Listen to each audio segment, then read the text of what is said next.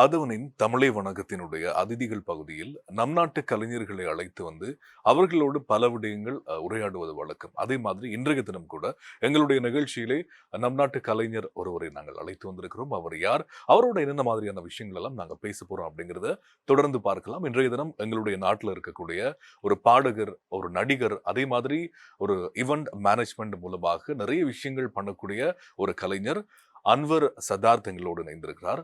வணக்கம் அன்வர். வணக்கம். எப்படி இருக்கீங்க? நல்லா இருக்கேன். நிறைய விஷயங்கள் உங்களை பத்தி நாங்க கேள்விப்பட்டிருந்தோம். அதாவது நீங்க ஒரு ஆம், பல கலை வல்லவர் அப்படின்னு சொல்லி முதல்ல உங்களோட ஜேர்னி எப்போ ஆரம்பமானது? படிச்சுட்டு அதுக்கு பிறகு கலைத்துறையை நம்ம தேர்வு பண்ணலாம் அப்படின்னு சொல்லி முதல்ல நீங்க எந்த பக்கம் கால் வச்சீங்க? எனக்கு என்ன சொல்றது, படிச்சுட்டு இருக்கும்போது சின்ன வயசுலேருந்தே பாடுறது தான் எனக்கு இன்ட்ரெஸ்ட். சின்ன ஓகே. வயசுலேருந்து நான் ஒரு 5 வயசுலேருந்து பாடிட்டு இருப்பேன். பட் அதில் பாடிட்டு இருக்கும்போது நிறைய பேர் சொல்லுவாங்க, "நீ நல்லா பாடிட்டு இருக்க. ஏதாச்சும் உனக்கான ஒரு ஆப்பர்ச்சுனிட்டி கண்டிப்பாக கிடைக்கணும்" அப்படின்னு சொல்லி. எங்களோட பேக்ரவுண்ட், நான் ஒரு முஸ்லீம்னால எங்களோட பேக்ரவுண்டில் அதுக்கு சப்போர்ட் கிடையாது. அது மாதிரி ஃபேமிலி சப்போர்ட்டும் கிடையாது. சரி, என்னோட ஆசை நான் ஒரு சிங்கர் ஆகணுங்கிற கனவோட தான் ஓடிட்டு இருந்தேன். அப்படி ஸ்கூலில் இனி படிக்கும்போது சில போட்டிகள் வைப்பாங்க, தமிழ் தின போட்டி அப்படி இப்படின்னு வரும்போது, சரி அப்படின்னு பாடிட்டு இருப்போம்னு சொல்லி ஃபெஸ்ட்டில் நான் காலடி எடுத்து வச்சது பாட்டு பாடுறது தான். அதுக்கப்புறமா தான் அந்த பாடிட்டு இருந்த அந்த கேட்டகரி அந்த டைமுக்குள்ள எனக்கு ஒரு ஆப்பர்ச்சுனிட்டி இந்த டிவி சேனல்ல எல்லாம் முதல் சூப்பர் ஸ்டார் அப்படின்லாம் வைப்பாங்க. அப்போது அதில் எல்லாம் பார்ட்டிசிபேட் பண்ணணுன்ட்டு, ஆனால் கிடைக்கவே இல்லை. போகிறது வாரது, ஆடிஷன் போகிறது, செலக்ட் ஆகலை, ரிட்டன் வாரது அப்படி. அப்போ நம்ம கிடைக்குமா கிடைக்காதுன்னு அப்படி ஏங்கிட்டு இருந்த ஒரு டைமில் தான் எனக்கு திடீரென்று கிடைச்ச ஒரு வாய்ப்பு ஒரு பேண்டில் பாடுறதுக்கு அப்படி. அப்போ அதுக்கப்புறம் என்னால் முடியுமா அப்படின்னு சொல்லிட்டு நான் ஒரு நாள் நினச்சி பார்த்துருக்கேன்னே, என்னால் முடியும் அப்படின்னு. அப்போது அதுக்கப்புறம் நான் பாட போகிறேன், என்னோட மியூசிக்கல் ஷோ அப்படி நடக்குது அப்படின்னு சொன்னால் எங்களோட ஊரில் இருக்கிறவங்க கொஞ்சம் கொஞ்சமாக என்னோட ஷோக்காக கைக்குழந்தையெல்லாம் கொண்டுட்டு வச்சுட்டு பீச் ஓரம் நாங்கள் நடத்தினா அந்த டைமில் வந்துட்டு இருப்பாங்க. அப்போ என்னால் முடியும் அப்படின்னு நான் ஃபஸ்ட்டு கால் அடி எடுத்து வச்சு சிங்கிங்கில் கொஞ்சம் டெவலப் ஆகிட்டு போயிட்டு இருந்தேன். அதுக்கப்புறமா தான் மற்ற துறைகள் எல்லாமே. நிறைய மேடைகள்ல பாடியிருக்கீங்க. கண்டிப்பாக. நிறைய மேடைகள் பார்த்திருக்கீங்க. பாடல்களையும் தாண்டி நிறைய விஷயங்கள் பண்றீங்க இல்லையா? கண்டிப்பாக. அத பத்தி நாங்க பேசுறதுக்கு முதல்ல உங்களோட குரல்ல ஏதாவது 4 வார்த்தை கேட்டா நல்லா இருக்கும்னு தோணுது. விடிந்தாலும் வானம் இருள் பூச வேண்டும், மடி மீது சாய்ந்து கதை பேச வேண்டும், முடியாத பார்வை என் நெஞ்சில் வீசும், முழு நேரம் என் மேல் உன் வாசம் வேண்டும், இன்பம் இதுவரை நாம் போவோம் அதுவரை, நீ பார்க்க பார்க்க காதல் கூடுதே. ஓ, ஓ, உன்னாலே என்னாலும் என் ஜீவன் வாழுதே, சொல்லாமல் உன் சுவாசம் என் மூச்சில் சேருதே. சூப்பர். ரொம்ப நல்லா பாடியிருந்தீங்க. தேங்க்யூ. ரஹ்மான் பிடிக்குமா? கண்டிப்பா. நான் காமனா எல்லா மியூசிக் டைரக்டர் சாங்ஸும் பாடுவேன். அதனால எல்லா சாங்ஸுமே பாடுவேன். பாடுவீங்க. பாடகரா இருந்த உங்களுக்கு எப்படி நடிப்புல ஆர்வம் வந்துச்சு? அதாவது அந்த சில டைம்ல நான் வேலைக்கு போற டைம்ல அந்த இந்த போர்ட்லாம் வச்சிருப்பாங்க ரோட்லலாம். இந்த ஆக்டிங் பண்ற மாதிரி, அந்த ஃபேஷன் ஷோ அப்படி, அந்த ஃபோட்டோ ஷூட் அப்படி. அப்ப அதெல்லாம் பார்க்கும்போது நான் யோசிப்பேன், இத மாதிரி நாமளும் பண்ணி நான் கூடிய சீக்கிரம் நம்ம முன்னுக்கு போயிரலாமோ? இப்போ ஒரு துறையில இருக்கும்போது சொல்லுவாங்க, "ஒன்ன மட்டும் ட்ரை பண்ணாத. உன்னால எது எது முடியுமோ, உனக்குள்ள என்னென்ன டேலண்ட் இருக்கோ, அத நீ வெளிப்படையா கொண்டு வந்தா உனக்கு எதிரான ஒரு ஒரு பாதையில உன்னால முன்னேற முடியும்" அப்படின்னு. அப்ப அத பார்த்துட்டு இருந்தேன். அப்ப அத பார்த்ததுக்கப்புறம் சரி, ஓகே, நம்மளும் ஃபர்ஸ்ட்டுக்கு ஒரு மாடலிங் துறையில கால் எடுத்து வைப்போம்னு தான் நான் மாடலிங் படிக்கிறதுக்கு போயிருந்தேன். இங்க கிளம்புல தான் வருவேன். ஒரு 1 இயர் படிச்சிருப்பேன் மாடலிங். படிச்சதுக்கு அப்புறமா தான் அதுல இருந்த ஒவ்வொரு ஷோக்கு போக ஆரம்பிச்சதுக்கு அப்புறமா தான் நடிப்பு துறையில எனக்கு ஒரு வாய்ப்பு கிடைச்சுச்சு. அதனால இங்க இருந்து இந்தியாவுக்கு போனேன். இந்தியாவுல இருந்து ஒவ்வொரு ஆப்பர்ச்சுனிட்டியா வந்துச்சு. அதுல பண்ணிட்டு இருந்தேன். இந்தியால ரொம்ப ஷாக்கிங்கா இருந்தது. நீங்க வொர்க் பண்ண ப்ராஜெக்ட்லாம் சொல்லும்போது, சக்திவேல், செல்லம்மா அந்த மாதிரி பிரபலமான இந்தியால டிஆர்பில நம்பர் 1 வாங்குற சேனல்ல, அந்த மாதிரியான சீரியல்ஸ்லலாம் நீங்க நடிச்சது, முதல்ல அந்த எக்ஸ்பீரியன்ஸ் பத்தி சொல்றதுக்கு முதல்ல, எப்படி அந்த மாதிரி பெரிய ப்ராஜெக்ட்லலாம் உங்களுக்கு வாய்ப்பு கிடைச்சது? ஃபர்ஸ்ட் ஆஃப் ஆல் சொல்லணும்னா, நான் ஸ்டார்ட்டிங்ல போகும்போது ஒரு டிவி சேனலோடைய ஒரு ப்ரோகிராம் சிங்கிங் காம்படிஷனுக்கு தான் போயிருந்தேன் நான். அப்போ போய் ரொம்ப கஷ்டப்பட்டு தான் இங்கேருந்து போயிருந்தேன். அப்போ அங்கே போனா எனக்கு யாரையும் தெரியாது. அங்க இருக்கிற மக்களையும் தெரியாது. ஃபர்ஸ்ட்டுக்கு போய் ஏர்போர்ட்ல இறங்கினோனே எனக்கு எல்லாமே புதுசா இருந்துச்சு. சரி, ஓகேன்னுட்டு அங்கேருந்து போனேன். போயிட்டு அந்த ஆடிஷன் அட்டெண்ட் பண்ணிட்டு ஒரு 6 ரவுண்ட் மட்டும் தான் என்னால வர முடிஞ்சுச்சு. 45ல கிட்டத்தட்ட நிறைய பேர் வருவாங்க வந்து ஒரு காம்படிஷன் அப்படிங்கும்போது. அப்போ அதுலேருந்து நான் ரிஜெக்ட் ஆகிட்டேன். அப்போ இங்கேருந்து ரொம்ப சவாலுக்கு மத்தியில், எதிர்ப்புக்கு மத்தியில் தான் நாங்கள் போனேன். நிறைய பேர் நிறைய நக்கல் பண்ணினாங்க, நீ எல்லாம் போய் வருவியா அப்படின்ற மாதிரி ரொம்ப விமர்சனங்கள் வந்துருந்துச்சு. பட் அதையும் தாண்டி நான் ஒரு 4 மாதம் ட்ராவல், அப்போ அங்கே ரிஜெக்ட் ஆகிட்டேன். ரிஜெக்ட் ஆனோடனே என்னோட மைண்ட் செட் அப்படியே ஃபுல்லாக டிப்ரெஷனில் நான் அழுதுகிட்டு உட்காந்துட்டு இருந்தேன். அப்போ அழுதுட்டு இருந்த டைமில் தான் எனக்கு திடீர்னு ஒரு காருக்குள்ள இருந்த ஒருத்தர் மூலமா தான் எனக்கு இந்த ஆப்பர்ச்சுனிட்டி கிடைச்சது. என்னை பார்த்து கூப்பிட்டு என்கிட்ட பேசினாரு, நீங்க ஏன் மிச்ச நேரம் அழுதுகிட்டு இருக்கீங்க, உங்களை தான் பார்த்துட்டு இருக்கோம் அப்படின்னு. என்னோட பத்தி நான் சொல்லியிருந்தேன். சொன்ன டைம்ல சொன்னாரு, கண்டிப்பா உங்களுக்கு எல்லா தகுதியும் இருக்கு, இதுல இல்லைன்னா உங்களுக்கு வேற துறையில இருக்குன்னு சொல்லி அவங்க மூலமா என்னை கூட்டிட்டு போய் ஃபர்ஸ்ட்ல நான் நடிச்ச சீரியல் தான் வந்து சுந்தரி சீரியல். அந்த சீரியலுக்கு தான் எனக்கு அவங்க கூட்டிட்டு போய் அறிமுகப்படுத்தினாங்க. அது மூலமா ஒரு வாய்ப்பு கிடைச்சது தான். அருமை. சுந்தரிக்கு பிறகு அதுக்கு பிறகு வேற என்ன சீரியல்ல ஒர்க் பண்ணிருக்கீங்க? அதுக்கப்புறம் பார்த்தீங்கன்னா சுந்தரி வெஸ்ட்ல பண்ணினது.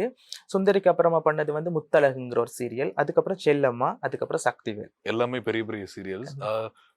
மேபி சின்ன சின்ன கேரக்டர் பண்ணிருக்கீங்களா? நான் அதுல பார்த்தீங்கன்னா ஃபர்ஸ்ட்டுக்கு எனக்கு எனக்கு ஆசை என்னன்னா, எனக்கு அது சின்ன ஒரு நிமிஷமான வீடியோவா இருந்தாலும் எனக்கு பரவாயில்ல.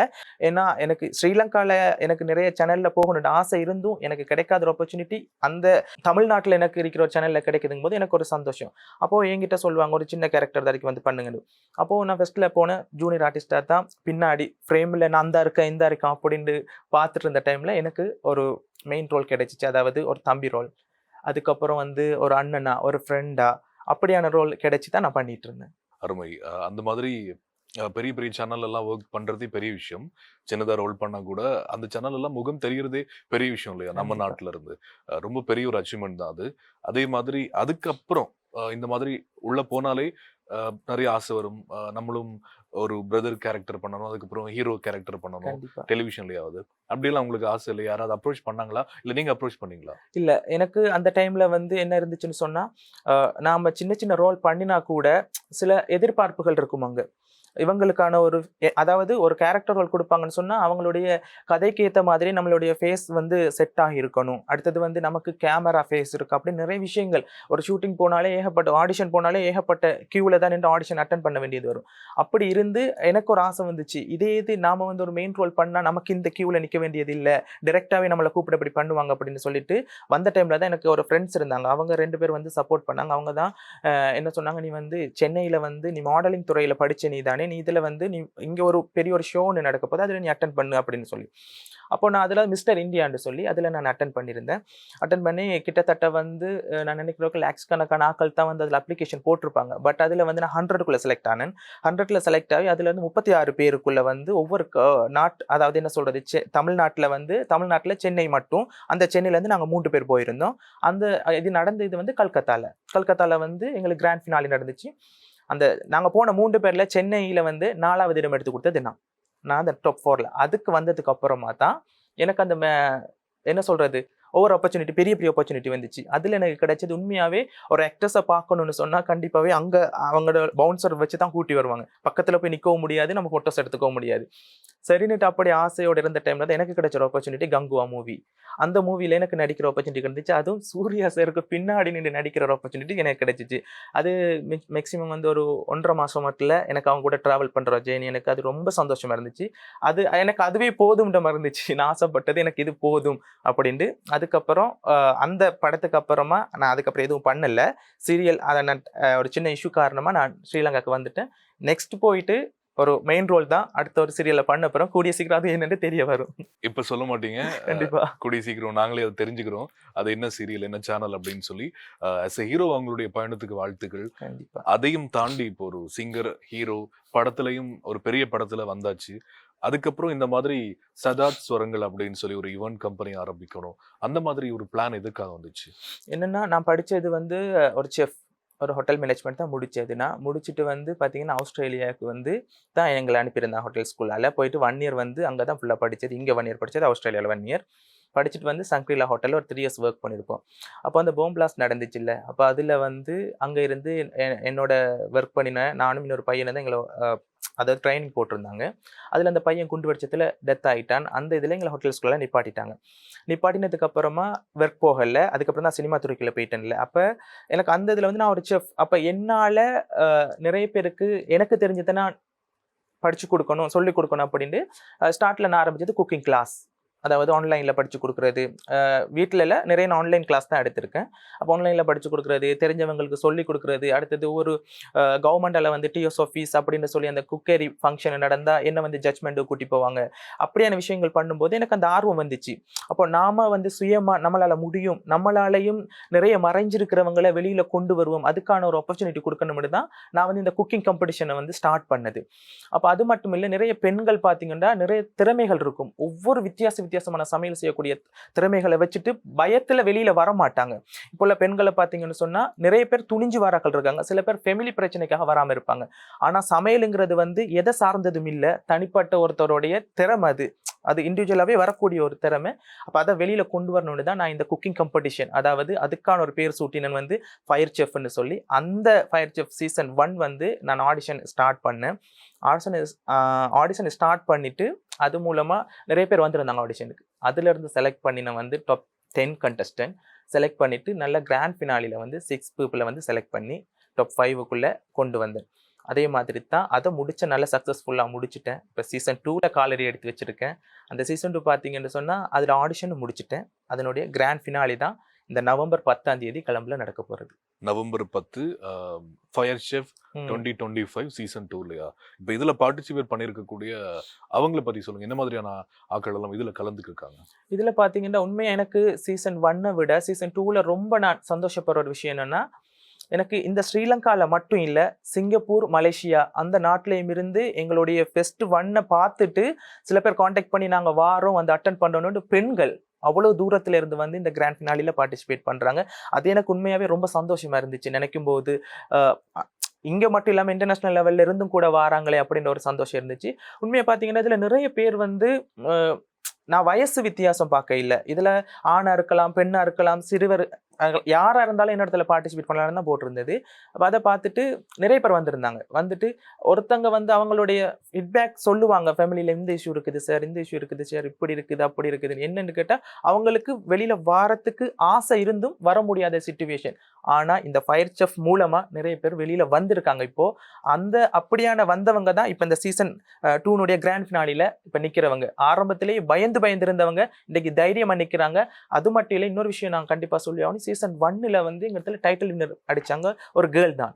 அவங்களுக்கு இப்போ அவங்க மாஸ்டர் செஃப்ல வந்து பார்ட்டிசிபேட் பண்ணிட்டு இருக்காங்க. இது மூலமா கிடைச்ச ஒரு ஆப்பர்ச்சுனிட்டி. அப்போ அந்த சின்ன சந்தோஷம் எனக்கு அது பெரிய ஒரு சந்தோஷமா இருக்கிறதுனால தான் இந்த இது நான் ஸ்டார்ட் பண்ணது. நல்ல விஷயம் பண்றீங்க உண்மையிலே. இப்ப நீங்களும் குக்கிங்ல உங்களுக்கு இன்ட்ரெஸ்ட் இருக்கு அப்படிங்கிற ஒரு காரணத்தினால, அதை பத்தி தெரியுங்கிறதுனால இந்த மாதிரியான ஒரு விஷயம். ஆனா இப்ப நடிக்கிறீங்க, பாடுறீங்க, இப்ப சீரியல்ல நடிச்சிருக்கீங்க, ஒரு பக்கம் இந்த மாதிரி இதெல்லாம் இப்படி அதெல்லாம் ஓகே. ஆனா இப்படி ஒரு ப்ரொடக்ஷன் ஒன்று பண்ணும்போது அதற்கு நிறைய செலவெல்லாம் ஆகும் இல்லையா? எப்படி ஃபைனான்சியல் எப்படி உங்களுக்கு சப்போர்ட் இதுக்கெல்லாம்? இது பாத்தீங்கன்னா உண்மையாவே நான் வந்து இந்த ஷோ ஆரம்பிக்கும் போது நான் யாரையும் எதிர்பார்க்க இல்லை, யாரையும் நம்ப இல்லை. பட் நான் என்ன செஞ்சேன்னா, என்னோட நான் உழைக்கிற உழைப்புல இருந்து கொஞ்சம் கொஞ்சமா சேமிச்சு வச்சு தான் இந்த மக்களுக்காக இப்படியான சேவைகள் நான் செய்யணும், இந்த மாதிரியான போட்டி செய்யணும், என்னோட சொந்த காசுல தான் எல்லா திங்ஸுமே வாங்கினேன். ஃபெஸ்ட்டுக்கு பார்த்தீங்கன்னா என்னது, இப்போ ஆரம்பமா ஒன்று நம்ம செய்யணும்னா சிறு துள்ளி பெருவெள்ள மாதிரி நம்ம சின்னத்தில் ஆரம்பிச்சு தான் பெருசாக கொண்டு போகணும். ஸ்டார்ட்ல நான் லிமிட் போட்டிருந்தேன், இத்தனை பேர் தான் என்னோட இடத்துல ஆடிஷன் அட்டன் பண்ண முடியும், லிமிடெட் தான்னு சொல்லிட்டு. அதுக்கேற்ற மாதிரி நான் பாட்டாக தான் பிரிச்சு ஆடிஷன் வச்சுட்டு போயிட்டு இருந்தேன். அதே மாதிரி என்னுடைய ஒரு சொந்த முயற்சியில தான் இவ்வளவு தூரத்துக்கு நான் கொண்டு வந்திருக்கேன். நிறைய பெரிய பெரிய ப்ரொடக்ஷன் கம்பெனியினுடைய ஆரம்பமே இந்த மாதிரி தான் இருக்கும். உங்களுக்கு ஏதாவது ஃபியூச்சர்ல இந்த மாதிரியான டெலிவிஷன் ஷோஸ் எல்லாமே வந்து பண்ணணும், ஒரு ப்ரொடக்ஷன் கம்பெனி ஆரம்பிக்கணும், அந்த மாதிரி ஏதாவது ஆசைகள் இருக்கு? எனக்கு ஆசை என்னன்னா, என்னோட ஷோ வந்து அதாவது என்ன சொல்றது, பாத்தீங்கன்னு சொன்னா இந்தியன்ல வந்து நிறைய டிவி ஷோல வந்து குக்கிங் காம்படிஷன் நிறைய பண்ணிட்டு இருக்காங்க, நிறைய ஷோ நம்ம பார்த்துட்டு இருக்கோம். அதே மாதிரி என்னோட அந்த பேர்ல ஒரு டிவியில வந்து ஒரு ஷோ பண்ணணுங்கிற ஆசை எனக்கு நீண்ட நாள் ஆசை. அப்போ நான் அதுக்கு நாம தயாராகணும். அதுக்கேற்ற மாதிரி இப்போ திடீர்னு நம்ம உள்ள ஆக்களை கொண்டு வரும்போது சில பேருக்கு கேமராவுக்கு பயந்த ஆக்கள் இருப்பாங்க, லைட்டிங்க்கு பயந்தவங்க இருப்பாங்க. ஆனா இது இப்படி காம்படிஷன் மூலமா செலக்ட் பண்ணி ஒரு கேட்டகரியில வச்சிருக்கிறவங்களை டிவியிலையும் நம்ம பார்ட்டிசிபேட் பண்றதுக்கு உள்ள கொண்டு வரும்போது அது ஈஸியா இருக்கும். அதை தவிர்த்து என்னோட ஷோவும் வந்து கொஞ்சம் பப்ளிசிட்டி ஆகும், என்னோட ஆசை நிறைவேறின மாதிரி இருக்கும். வாழ்த்துக்கள். அதே மாதிரி இப்போ 2 சீசன் பண்ணிட்டீங்க இல்லையா ஃபயர் செஃப்ல? 3வது சீசன் கூட நீங்க ஆரம்பிக்க போறதா சொல்லியிருந்தீங்க. இப்ப நிறைய பேர் டிவி பார்த்துட்டு இருக்காங்க. நீங்க தேடக்கூடிய அந்த செஃப் வந்து இப்ப டிவி பார்க்குற ஆட்களா கூட இருக்கலாம். என்ன சொல்ல விரும்புறீங்க அவங்களுக்கு? நான் கண்டிப்பா என்னன்னு சொன்னா, இது வந்து நான் எல்லாருக்கும் ஆரம்பிச்சு வச்ச ஒரு வாய்ப்பு தான். இதுல வந்து வயசு வித்தியாசம் இல்ல. உங்களுக்கு என்ன திறமை இருக்குதோ, உங்களுக்கு சமையல் திறமையில நீங்க எது வேணாலும் சரி, உங்களால முடியுங்கிறத உங்கள ப்ரூவ் பண்றது உங்க கையில மட்டும் தான் இருக்கு. நீங்க அவங்களுக்காக நான் குடுக்குற ஒரு ஆப்பர்ச்சுனிட்டி தான் இது. கண்டிப்பா இது எல்லாரும் வந்து பார்ட்டிசிபேட் பண்ணலாம். நான் சீசன் 3 ஸ்டார்ட் பண்ணும்போது, நாங்க நாமினேஷன் ஓப்பன் போட்டதுக்கப்புறம், அதுல வந்து கண்டிப்பா எல்லாரும் வந்து ஜாயின் பண்ணணும்னு தான் என்னுடைய ஆசை. நீங்க என்ன கஷ்டமா இருந்தாலும் சரி, எந்த தூரத்துல இருந்து நீங்க பார்ட்டிசிபேட் பண்ணணும், எங்களுக்கு இப்படியான சப்போர்ட் வேணுமா இருந்தாலும், எதுவா இருந்தாலும் எங்க கிட்ட பேசி அதுக்கு ஏத்த மாதிரி நாங்க அவங்களுக்கு ஏற்பாடு செஞ்சு குடுப்போம். கண்டிப்பா எல்லாரும் இதுல பார்ட்டிசிபேட் பண்ணணும்னு தான் எங்களுடைய ஆசை. கட்டாயம். இப்ப இந்த விஷயம் பண்றதுக்கு முதல்ல நீங்க கூட சமையல் துறையில உங்களுக்கு ஆர்வம் இருக்கு அப்படின்னு சொல்லியிருந்தீங்க. பொதுவா இப்போ ஓகே. ஆனா நீங்க வந்த ஆரம்ப காலகட்டம் ஒரு 5 வருஷத்துக்கு முன்னாடி ம்ஹ்ம். எல்லாம் இந்த சமையல் துறையில வந்து ஆண்கள் பெருசா ஈடுபட மாட்டாங்க. அப்படியே ஈடுபட்டாலும் அவங்க மேல வைக்கிற விமர்சனங்கள் எல்லாம் அதிகமா இருக்கும். இப்ப நீங்க இந்த துறைய தேர்வு பண்ணும்போது வீட்லயோ இல்ல நண்பர்கள்ட்ட இருந்தோ எதிர்ப்பெல்லாம் வரலையா? நிச்சயமா வந்துச்சு. என்ன பார்த்தீங்கன்னா, இப்ப சமையலுங்கும்போது வந்து எப்பவுமே ஹைஜீன் முக்கியம். அங்க வந்து பார்த்தீங்கன்னா, தாடி, மீசை எதுவுமே வச்சிருக்க முடியாது. அதெல்லாம் ஷேவிங் எல்லாம் கிளீன் ஷேவிங் பண்ணி தான் நாங்க ஹோட்டலுக்குள்ளேயே ஒர்க்குக்கு போகணும். படிக்கும்போதும் அதே மாதிரி தான் இருக்கணும். அப்படி போகும்போது நிறைய பேர்கள் கெட்ட வார்த்தைகளால பேசிட்டுருப்பாங்க. ஒரு ஃபோட்டோஸ் போட்டா அதுக்கு தப்பான கமெண்ட் பண்ணியிருப்பாங்க. அப்படி ஏகப்பட்ட பிரச்சனை. ஃபேமிலியா இருக்கட்டும் எல்லாருமே. இது பொம்பளைகள் செய்ற தொழில். இதுல நீ ஏன் போய் செய்ய போற? அப்படின்னு சொல்லி அதுக்கு வேற மாதிரி வேற ஒருத்தவங்க வேற மாதிரி பேசுவாங்க. என்னோட ஆசை வந்து நான் ஒரு செஃப் ஆகணும். எனக்கு புடிச்சது. எனக்கு அதாவது எனக்கு இந்த சினி ஃபீல்ட தாண்டி என்னோட பெர்சனலா எனக்கு புடிச்ச ஒரு வொர்க் விஷயத்துலனா எனக்கு செஃப் ஆகணுங்கிற ஒரு ஆசை. அந்த ஆசை நான் யாரையுமே நான் எதுவுமே பெருசா வாங்கிக்கல. அவங்க இது பேசுறாங்க, இவங்க இது பேசுறாங்கன்னு. ஆனா என்னோட வீட்ல என்னோட உம்மா, என்னோட ஃபேமிலி நல்ல சப்போர்ட். நான் எது செஞ்சாலுமே எனக்கு எதுவுமே சொல்ல மாட்டாங்க. அவங்களுக்கு நம்பிக்கை இருந்துச்சு என் மேல. அவங்களோட நம்பிக்கைய காப்பாத்தணும்னு தான் நான் இவ்வளவு தூரத்துக்கு இந்த இடத்த நான் தெரிவு செஞ்சது. அடுத்தடுத்து நெறைய விஷயங்கள் இது மாதிரி தொடர்ந்து பண்ணணும். எங்களுடைய வாழ்த்துக்கள். இப்ப எப்படி இருக்குன்னு நினைக்கிறீங்க? இப்ப என்ன நெறைய செஃப் வந்து பார்த்தா, பெண்கள விட ஆண்கள் தான் அதிகமா இருக்காங்க. கண்டிப்பா.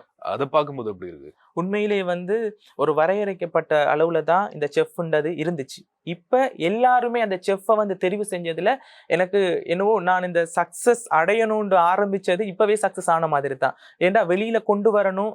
வித்தியாசம் பார்க்கக்கூடாது. இந்த தொழில், அந்த தொழில், அது இது அப்படின்னு வித்தியாசம் பார்க்கக்கூடாது. எல்லாமே ஒரே மாதிரி எல்லாரும் சேர்ந்து ஒத்துமையா ஒரு விஷயத்த பண்ணணுங்கிறது வந்து இப்பத்திருக்கிற காலகட்டத்துல அது நடந்துட்டு இருக்கும்போது எனக்கு ரொம்ப சந்தோஷமா இருக்கு. அதே மாதிரி இப்ப இந்த நீங்க பண்ணியிருக்கக்கூடிய சீசன் 2 னுடைய ஃபைனல்ல வந்து இந்தியால இருந்தெல்லாம் நடிகர்கள் வர்றாங்க அப்படின்னு சொல்லியிருந்தீங்க இல்லையா? யார் யார் வர்றாங்க? எப்படி கிராண்டா இந்த ஃபைனல் இருக்க போகுது உங்களோட ஷோல? கண்டிப்பா பார்த்தீங்கன்னா, சீனுங்கிறது வந்து அவர் வந்து மூவி பண்ணியிருக்காரு. அடுத்தது வந்து இப்போ ஒரு சீரியல் பண்ணிட்டுருக்காரு. அந்த சீரியல் எல்லாருக்கும் தெரிஞ்சிருக்கும். அதுல சீனுங்கிற கேரக்டர் தான் பண்ணிட்டுருக்காரு. அவர நான் எடுக்கிறதுக்கு காரணம் என்னன்னா, ஆரம்பத்துல அவர் வந்து என்னோட ஃப்ரெண்டு. நானும் அவரும் தான் ஆரம்பத்துல ஆடிஷன் போறதா இருக்கட்டும், எல்லாத்துக்குமே நாங்க ஆடிஷன்ல தான் மீட் பண்ணோம். அப்போ அதிலிருந்து க்ளோஸ் ஃப்ரெண்ட். அதுக்கப்புறம் அவருக்கு பெரிய ஆப்பர்ச்சுனிட்டி சீரியலுக்குள்ள போற வாய்ப்பு கிடைச்சுச்சு. அவர் இப்ப பண்ணிட்டு இருக்காரு. அது மட்டும் இல்ல, அவருன்னு சொன்னா இந்த ஸ்ரீலங்கா மக்களா இருக்கட்டும், யாரா இருக்கட்டும், அவருக்கு இல்லாத ஃபேன்ஸ் யாருமே இல்ல. அப்போ நான் அவர்கிட்ட சொன்னேன், "இப்படி நான் ஒரு ஃபங்ஷன் பண்ண போறேன். கண்டிப்பா நீ அதுக்கு வரணும்." அப்படின்னு சொன்னதுக்கு, கண்டிப்பா சொன்னாரு. "சதாத் உங்களுக்காக கண்டிப்பா நான் வாரேன். கண்டிப்பா வந்து சப்போர்ட் பண்றேன்." அப்படின்னு சொல்லியிருந்தாரு. அப்ப அதோட எனக்கு ரொம்ப சந்தோஷமா போயிட்டு, அதுவும் இல்லாமலைக்கு எனக்கு ஒரு முன்னுக்கு இன்னமும் வந்து என்னோட ஷோவ வந்து இது பண்றதுக்கு எனக்கு ஒரு சப்போர்ட்டா இருந்தாரு இவரு. அதனால அதனால எனக்கு ரொம்ப சந்தோஷம். இந்த ஷோக்கு இவர் வாரது. இப்ப அங்க இருக்கக்கூடிய கலைஞர்கள் எல்லாம் உங்களுக்கு சப்போர்ட் பண்றாங்க. இலங்கையில எப்படி? இலங்கையில வந்து கலைஞர்களோ, இல்லண்டா இங்க இருக்கிற ஊடகங்களோ, நீங்க இந்த மாதிரியான ஒரு விஷயம் பண்றப்போ, அதுக்குரிய வரவேற்பு எப்படி குடுக்குறாங்க? உண்மையிலேயே கண்டிப்பா நான் இந்த சீசன் 1 பண்ணதுக்கு எனக்கு அ சில நியூஸ் பேப்பர்ஸ், சில சோசியல் மீடியாஸ் வந்து சப்போர்ட் பண்ணாங்க. எனக்கு இந்த முறை வந்து உண்மையாவே வந்து ஒரு டிவி சேனலால சப்போர்ட் பண்றாங்கன்னு சொன்னால அது ஃபர்ஸ்ட் டைம் எனக்கு ஆதவன் டிவி சேனல் தான்.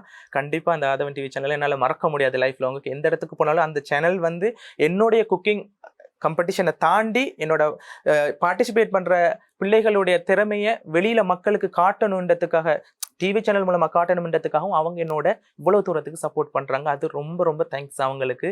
வாழ்த்துக்கள். சதாத் சுரங்கள் மூலமா இன்னும் என்னென்ன அப்கமிங் பிளான்ஸ் நீங்க யோசிச்சு வச்சிருக்கீங்க? என்ன பண்ணலாம்னு நினைக்கிறீங்க? அதுதான் இந்த ஷோ முடிச்சுட்டு, இப்ப இந்த ஷோக்கு அப்புறமா சீசன் 3யும் ஸ்டார்ட் பண்ணி முடிச்சுட்டு, அது 3லயும் வந்த டைட்டில் வின்னர் எடுத்துட்டு, இந்தியால நடக்கப் போற அங்க வச்சு ஆடிஷன் வச்சு அதுல டைட்டில் வின்னர் வச்சு பெற்று சமிக பிரம்மாண்டமா இந்த குக்கிங் ஷோ வந்து அங்க செய்யணுங்கிறது தான் என்னுடைய அடுத்த ஆசை. வாழ்த்துக்கள். நீங்க ஆரம்பத்துல பேசும்போது ஒரு விஷயம் சொல்லியிருந்தீங்க. அதாவது ஒரு இஸ்லாமிய குடும்பத்துல பிறந்துட்டு பாடுறது நெறைய கட்டுப்பாடுகள் இருக்கும் கண்டிப்பா. நிச்சயமா. அங்க இருந்து இந்த மாதிரி பண்ணும்போது, உங்களோட கம்யூனிட்டில எப்படியான சப்போர்ட் உங்களுக்கு அதுக்கு பிறகு கிடைக்க ஆரம்பிச்சது? ஸ்டார்டிங்கில் வந்து விமர்சனங்கள் தான் அதிகமாக இருந்துச்சு. இப்போ எங்களோட மசூதியாக இருக்கட்டும், மௌலைமார்களாக இருக்கட்டும், அவங்கெல்லாம் சொல்லுவாங்க பாட்டு அதெல்லாம் சரி வராது நம்மளோட மார்க்கத்துக்கு அப்படின்ட்டுலாம் சொல்லுவாங்க. It's okay. அது ஒரு வகையில் எனக்காக நான் அதை கேட்டுக்குவேன். பட் இருந்தாலும் என் மனசு விடாது.